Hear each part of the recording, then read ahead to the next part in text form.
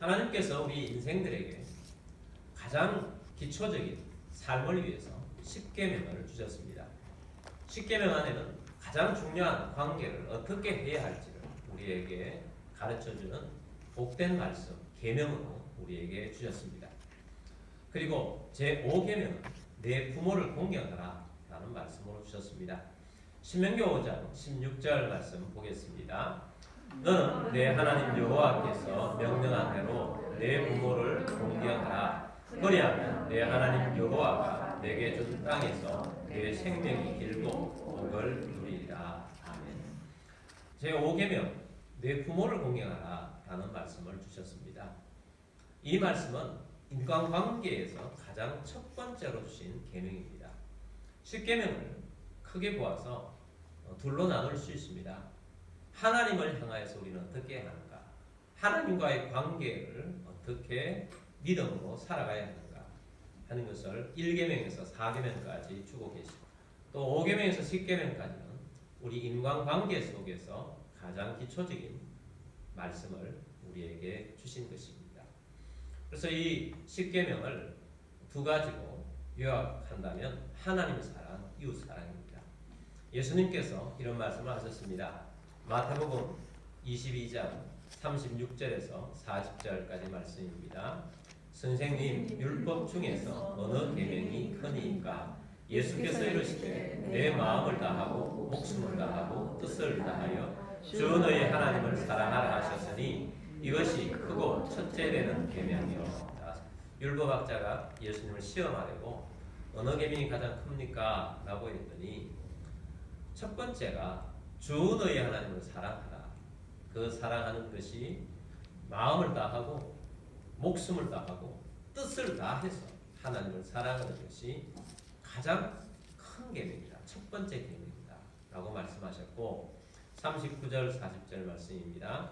둘째로 그와 같으니 내 이웃을 내 자신같이 사랑하라 하셨으니 이 두 계명이 온 율법과 선지자의 강령이니라. 아멘. 두 번째 계명은 내 이웃을 내 자신같이 사랑하라. 이웃을 사랑하라 라는 말씀을 주신 것입니다. 그래서 하나님 앞에서 살아가는 우리들이 하나님과의 관계 속에서는 하나님을 사랑하는 것이고 또 이웃과의 관계 속에서는 이웃을 내 몸처럼 사랑하라 라는 말씀을 주신 것입니다. 그래서 이 10계명은 1계명부터 4계명까지 하나님께 하는 것, 하나님을 사랑을 이렇게 하라. 그리고 5계명부터 10계명까지는 이웃 사랑을 하는 데는 이웃 사람들과 함께 이렇게 관계를 설정하고 이렇게 살라 라는 말씀도 주신 것입니다. 그런데 이웃 사랑과의 관계 속에서 가장 앞서 있는 계명, 그 계명이 제5계명입니다. 제5계명은 내 부모를 공경하라 라는 말씀인 것입니다. 그래서 이웃과의 관계, 사람과의 관계 속에서 가장 앞서 있는 첫 번째 계명이 제5계명, 내 부모를 공경하라 입니다. 6계명은 살인하지 말라, 7계명은 간음하지 말라, 8계명은 도둑질하지 말라.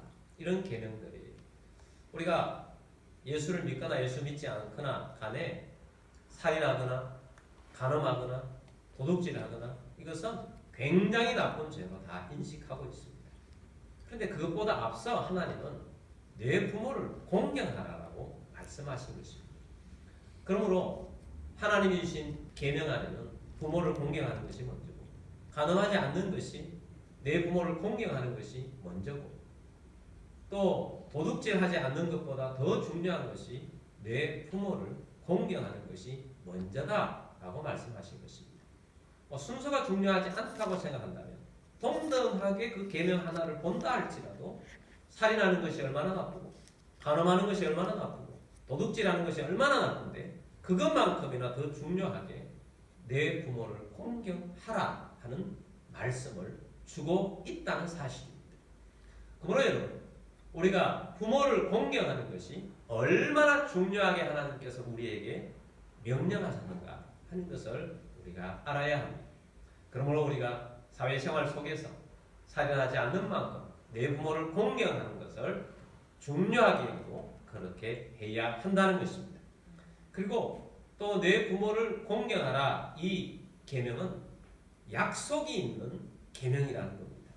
다른 계명들은 약속이 없는데 이 계명만 약속이 있는 계명입니다. 에베소서 6장 2절 3절 말씀 보겠습니다. 내 아버지와 어머니를 공경하라. 이것은 약속이 있는 첫 계명이니 이로써 내가 잘되고 땅에서 장수하리라. 자, 하나님께서 약속해 주시기를 부모님을 잘 공경합니다. 여기에는 약속이 있다. 하나님이 특별한 약속을 주셨는데 네가 잘되고 땅에서 장수하게 될 것이다. 그럼 장수의 복이 얼마나 큰 복입니다. 우리나라에 전통적인 3대 거짓말이 있다고 합니다. 아주 나이 많은 어르신들이 아이고 내가 이만큼 살아서 다 됐다. 이제 그만 살고 싶다. 빨리 가고 싶다. 죽어야지. 그게 거짓말이라는 겁니다. 또 처녀가 결혼하기 싫다. 이것도 거짓말이라는 것이고 또 장사꾼이 손해보고 장사하는 겁니다. 이것도 거짓말이라는 것입니다. 근데 가장 첫 번째로 있는 것이 나이 많은 어르신들이 빨리 죽어야지. 그게 거짓말이라는 것입니다. 그런데 장수하되 잘 살면서 장수하는 것이 매우 중요합니다. 땅에서 잘 되고 라고 했습니다. 사도 요한이 우리에게 말씀하신 것이 있습니다. 사랑하는 자여 내 영혼이 잘됨 같이 내가 범사에 잘되고 강건하기를 간구합니다 라고 말씀했습니다. 영혼이 잘되는 것, 또 우리의 범사가 잘 되어지는 것, 또 우리가 건강하게 사는 것, 이것이 잘 되는 것 아니겠습니까? 이 모든 것들이 되어지도록 하나님께서 약속해 주신 계명이 제5계명입니다. 내 부모를 공경하라. 이것이 잘되고 장수하는 비결이다 라고 하나님께서 우리에게 계명으로 주신 것입니다. 그러므로 이 제5계명, 내 부모를 공경하라. 이 5계명이 얼마나 중요한 계명입니까? 그래서 이 5계명을 지킴으로 말미암아서 우리에게 복이 되게 하고 은혜가 되게 하는 것입니다. 뿐만 아닙니다. 이 제5계명은 모든 인간관계의 기초를 이룹니다. 여러분, 부모님을 잘 공경하는 사람은 사회생활도 잘합니다. 부모님을 잘 공경하면 그 가정도 아주 관계가 잘 되고 행복합니다. 심지어 하나님과의 관계도 이 부모님께 잘 공경하는 그런 관계가 되어지면 하나님과의 관계가 잘 맺어진 믿음의 생활을 잘하게 된다는 사실입니다.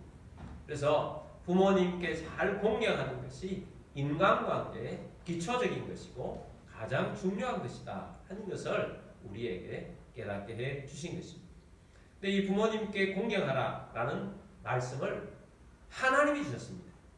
우리는 인본주의자가 아니고 인간 중심적으로 사고하는 사람들이 아니고 우리는 신본주의자들입니다. 신본주의자는 어떤 사람들입니까? 하나님 중심으로 하나님 말씀이 그렇다고 하면 그냥 그대로 믿고 따르는 사람들. 하나님 말씀이 그렇게 판단하라. 그러면 그렇게 판단하는 사람. 하나님 말씀이 그렇게 생각하라. 그러면 그렇게 생각하는 사람이 신본주의. 하나님 중심 신앙을 가지고 있는 사람이라는 것입니다. 하나님께서 우리에게 내 부모를 공경하라. 이렇게 말씀하셨으니 우리는 하나님 말씀하신 대로 그대로 따르겠습니다 하는 사람들이 우리 믿음의 사람인 것입니다.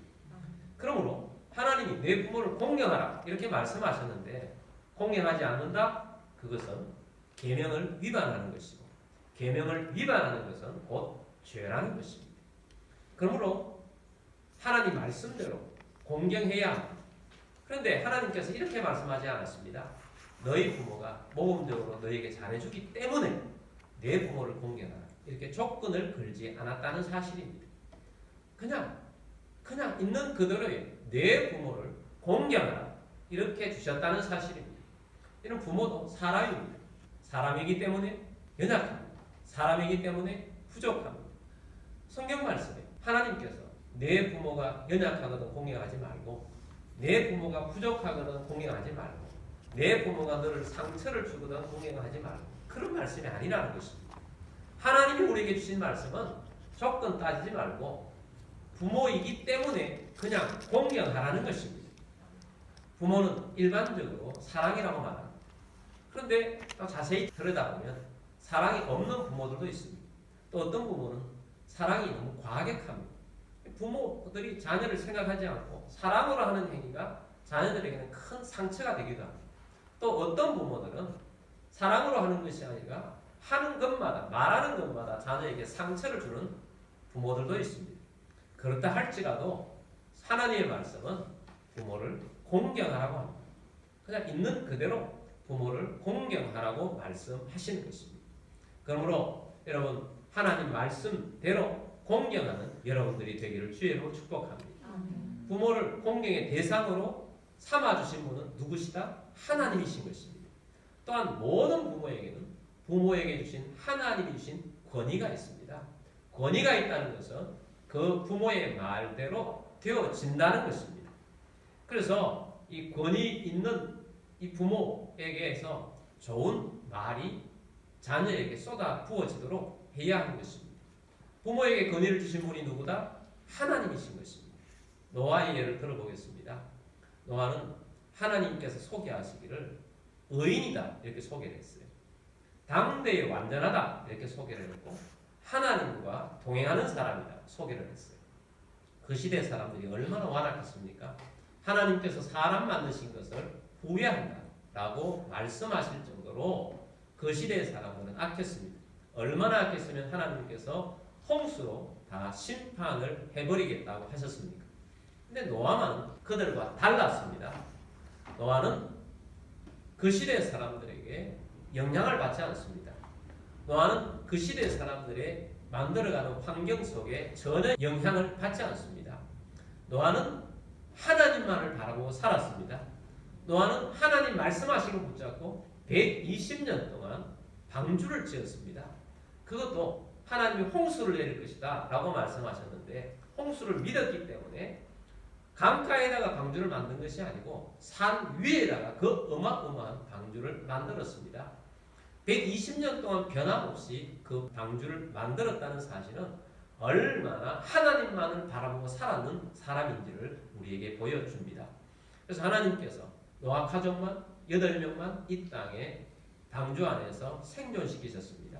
그래서 노아가 새 인류의 조상이 되었을 뿐만 아니라 모든 생물들을 한 쌍씩 그 방주에 남겨놓아서 생물들을 생존할 수 있도록 하나님이 주신 사명까지 잘 감당하는 아주 완벽한 하나님의 사람 노아였습니다. 그렇다고 해서 노아가 실수가 없었습니까? 노아도 연약한 사람입니다. 홍수가 다 끝나고 노아가 포도주를 만들어 놓고 포도주를 포금을 했습니다. 아주 만취 상태에 빠졌습니다. 그리고 아랫도리를 다 드러내놓고 텐트 안에서 잠을 자고 있었습니다. 노아에게는 3명의 아들이 있었습니다. 그 중에 함이라는 아들이 아버지의 그러한 모습을 가장 먼저 발견했습니다. 함이라는 아들이 다른 두 형제에게 와서 아버지를 험담했습니다. 아버지가 모범적인 줄 알았고 아버지가 저런 모습도 보이네 하고 뒤에서 험담하는 그런 모습을 보였던 것입니다.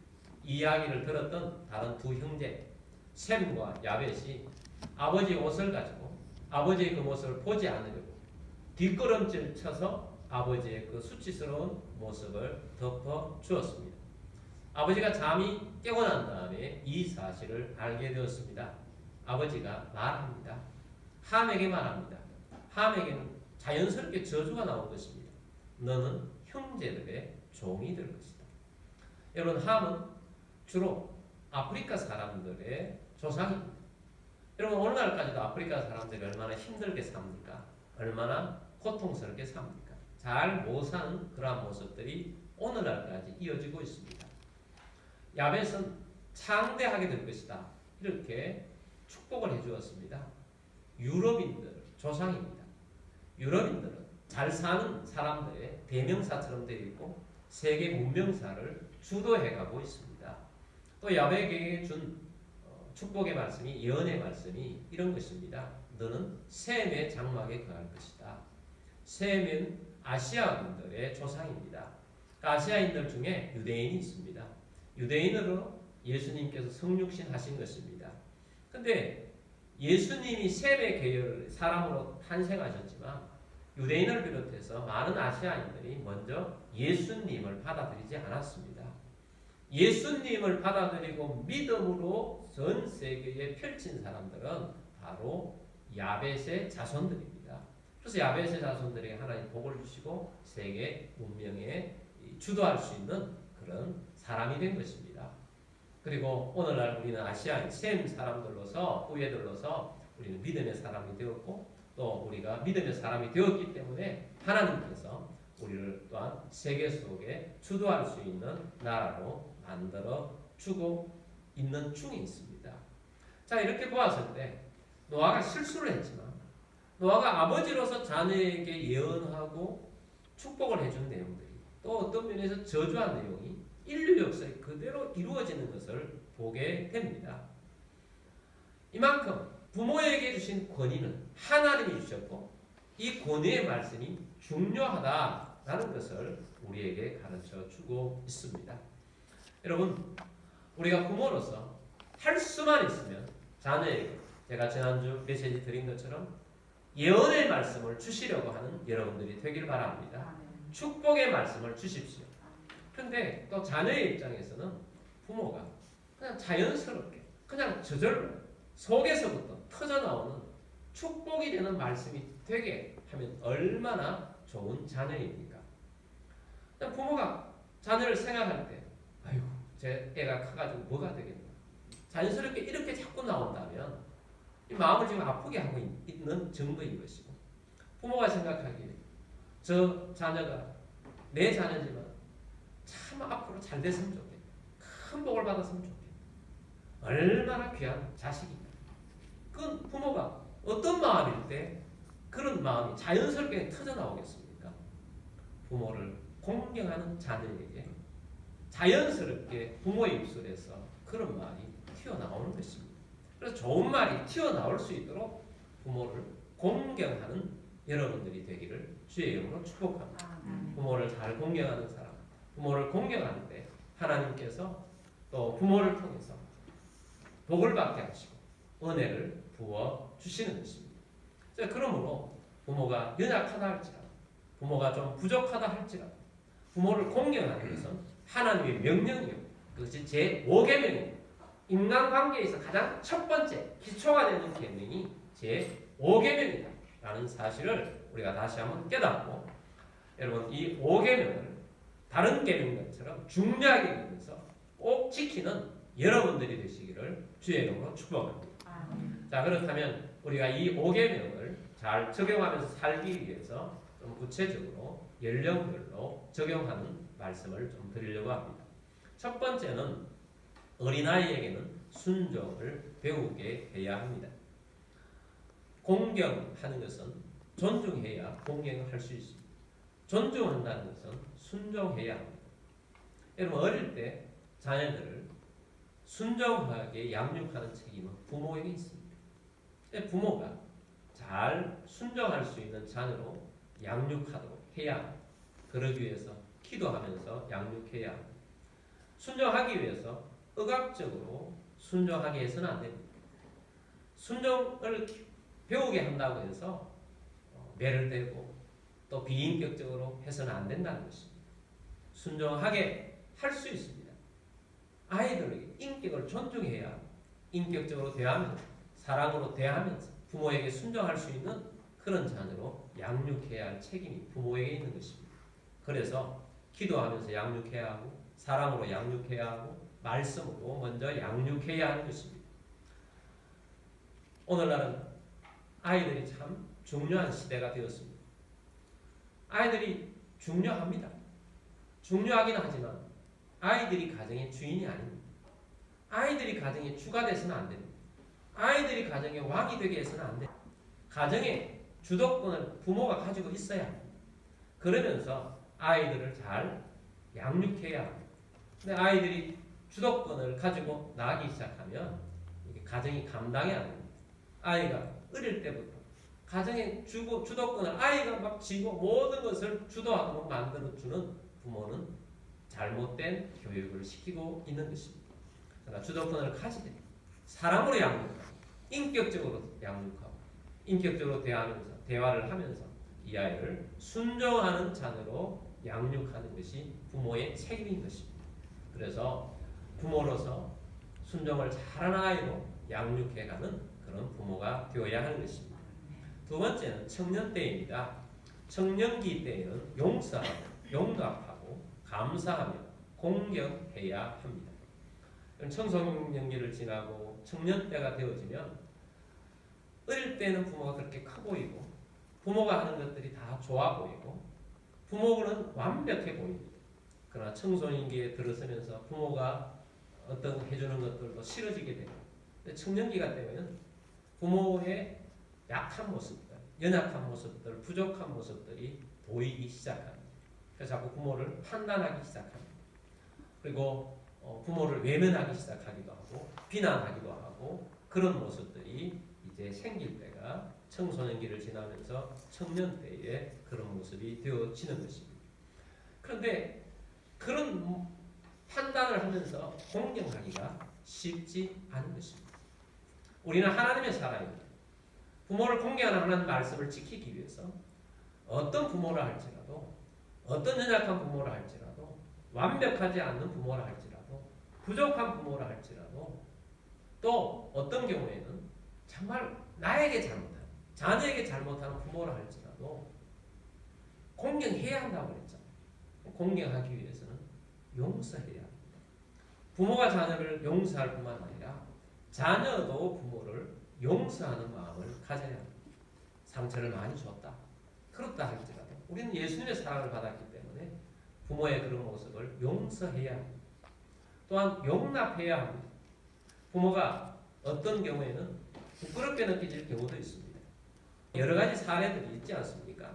어떤 경우에는 직업이 부끄러울 수도 있고 나중에는 직업이 귀천이 없는데 그게 다 용납이 되어지지만 청년기 때, 청소년 때는 부끄러운 우리 부모의 직업 막 내세우기 싫을 때가 있지 않습니까? 또 어떤 경우에는 너무 과격해서 또 어떤 때는 너무 간섭이 심해서 어떤 때는 하지 않아야 될 말들을 친구 앞에서 막 할 때 막 그런 모습들이 있습니다. 그래서 막 그런 거 싫은 거예요. 싫지만 공경하기 위해서는 그런 부모들이 그런 모습이라 할지라도 있는 모습 그대로 용납할 줄 알아야 한다는 것입니다. 예수님께서 우리를 있는 모습 그대로 우리의 죄인된 모습 그대로 우리가 형편없는 모습 그대로 쓰레기 같은 삶을 살면도 불구하고 예수님 우리를 그대로 용납해 주신 것처럼 부모들은 자녀들을 용납합니다. 부모가 자녀를 용납하듯이 자녀들도 부모를 용납할 줄 알아야 있는 모습 그대로 받아들일 줄 아는 그런 사람이 되어야 한다는 것입니다. 그래서 아무것도 혹시 안 해준다 할지라도 다른 부모는 저렇게 해주는데 나는 아무것도 아니라 할지라도 감사하면서 살아야 공경할 수가 있는 것입니다. 간혹 어릴 때 버림받아서 외국에 입양이 되어서 입양된 아이가 성공을 해서 자기 부모를 찾겠다고 찾아오는 그런 아이들 있지 않습니까? 그런 입양돼서 성공한 사람들이 부모를 찾는 이유는 뿌리를 찾는 것도 있겠지만 그래도 나를 태어나게 해서 버렸지만 태어난 것만 해도 내가 감사를 표시하는 것입니다. 그런 입양된 아이들이 있더라고요. 그런 면에 있어서 그냥 우리 가정에서 내가 태어났지만 내가 부모로부터 받은 것 있습니다. 태어나게 해주신 그것만 해도 감사하고 또 먹여주어서 키워준 것도 감사하고 입혀주셔서 감사하고 지금까지 기본적으로 힘들게 살아왔지만 지금까지 나를 양육해 준 것 그것만 해도 감사하다. 고아로 살지 않게 해주셔서 감사하다. 자, 그런 마음을 가진다면 공경할 수 있습니다. 그러므로 우리 청년기 때에는 용서하고 용납하고 감사하는 마음으로 공경해야 한다라는 것입니다. 세 번째는 성인이 되었을 때는 사랑하며 공개하며 공경해야 합니다. 여러분 성인이 되었다는 것은 부모가 나이가 어느 정도 많이 찼다는 것을 의미합니다. 이제 함께 재밌는 시간을 누릴 수 있는 시간이 많이 짧아져 있다라는 것을 의미합니다. 제가 어제 이 말씀을 준비를 하면서 우리 교회 개척 당시에 우리 부모님들을 생각해 보았습니다. 22년이 되었는데 그때 양가 부모님들이 다 생존해 계셨습니다. 생존해 계셔서 참 감사했어요. 근데 그때는 60대, 70대였습니다. 지금은 세 분이 소천하셨죠. 감사하게 장수하다가 소천하셨지만 20년 안 돼서 세 분이 소천하셨고, 장인 장모님 또 우리 아버님 소천하셨고, 저희 어머님은 다 아시다시피 치매로서 함께 할 수가 없는 그런 모습이 되고 말았어요. 어떻게 잘해드리고 싶어도 함께 행복을 나눌 수 없는 그런 상태가 되고 말았어요. 그래서 매일 기도합니다. 우리 어머님 예수님 잃어버리지 않고 조금이라도 더 건강하게 사시다, 장수하며 사시다, 이 땅을 소천하시면 좋겠다, 그 마음을 가지고 있지만 자녀로서 부모와 함께 하는 그런 시간이 그렇게 많지 않더라는 것입니다. 대부분의 사람들이 부모님이 감사하다고 깨달을 때 이미 부모님들이 안 계시거나 아니면 부모님들이 나이가 이제 많이 들으셔서 함께 할 수 있는 그런 시간이 짧더라는 것입니다. 얼마나 짧은지 모릅니다. 우리 인생이라는 것은 참 장수해서 오래 살면 좋겠지만 참 짧은 인생을 살아가고 있습니다. 얼마 남지 않은 인생 속에서 우리가 관계 속에서, 특별히 가족 안에서의 관계 속에서 행복을 누리며 살아야 되지 않겠습니까? 그러기 위해서 성인이 되었다면 부모님을 사랑하고 공개하면서 공경하면서 살아가는 여러분들이 되기를 주의 이름으로 축복합니다. 이런 내용을 보았습니다. 기네스북에 올라있는 분인데 존 칼망이라는 할머니입니다. 이분이 1977년에 123세까지 사시다가 돌아가셨습니다. 이번에 재미있는 에피소드가 있습니다. 이분이 90세 때 옆집에 사는 아저씨와 평생 계약을 맺었어요. 어떤 계약을 맺었느냐? 그 아저씨가 그때 나이가 47세였는데 매달마다 이 할머니에게 2,500프랑, 우리 돈으로 따지면 50만 원 된다고 합니다. 그래서 매달 50만 원씩 이 할머니에게 드리기로 계약을 한 것입니다. 그리고 이 할머니가 돌아가시면 이 할머니가 사는 집이 이 아저씨 걸로 되는 걸로 그렇게 서로 계약을 맺었어요. 근데 이 47대 된 아저씨가 이 할머니가 90세니까 조금만 드리면 저 집은 우리 거다, 그렇게 생각하고 열심히 드렸죠. 만약에 할머니가 6개월 살다 돌아가시면 300만 원의 그 집이 자기 집이 되는 겁니다. 이 할머니가 10년이 지나 100세가 되는데도 안 돌아가시죠. 20년이 지나고 30년이 지났어요. 120세가 되었는데 안 돌아가시죠. 근데 이 아저씨가 벌써 나이가 77세가 되셨어요. 이 아저씨가 77세 때 먼저 돌아가셨어요. 그리고 3년 있다가 이 할머니가 돌아가셨어요. 그런 사람의 인생은 참 모르는 거지요. 언제 누가 먼저 갈지 모릅니다.